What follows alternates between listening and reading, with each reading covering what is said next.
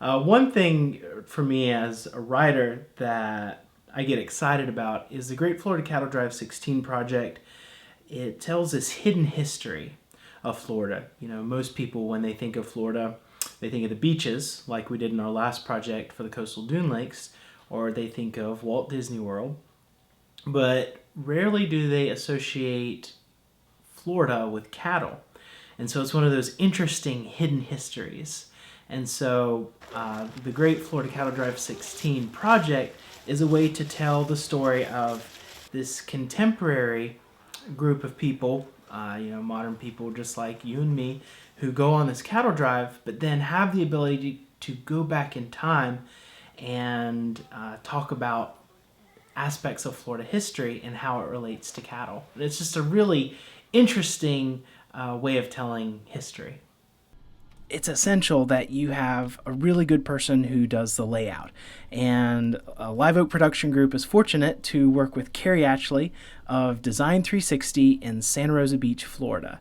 For this book on the Great Florida Cattle Drive, I would drive down to Santa Rosa Beach once a week for a period of about 6 or 7 weeks and sat down with Carrie and worked out the details for what would be in the book, how the photos would be laid out. So in our previous section, you saw what it takes to do the graphic design with the book when Carrie and I put the book together. Now we're going inside the Panaprint printing press and we're going to show you what it takes to actually do the printing of the Cattle Drive book.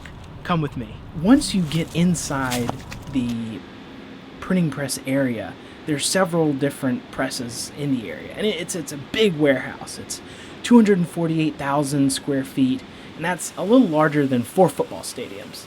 The press that we did the Great Florida Cattle Drive book on is an 8-color sheet-fed press. That day, I worked with Tony Witcher and Matt Palmer were the pressmen, and so what they do is each sheet would be fed through the press, and there are several pages that are printed on each side that they would later cut up into different sections before it would go to the binder in Tennessee. Tony and Matt would look over each sheet and check it for color accuracy and make sure that it was as close to the color that Carrie and I had sent up with the proofs.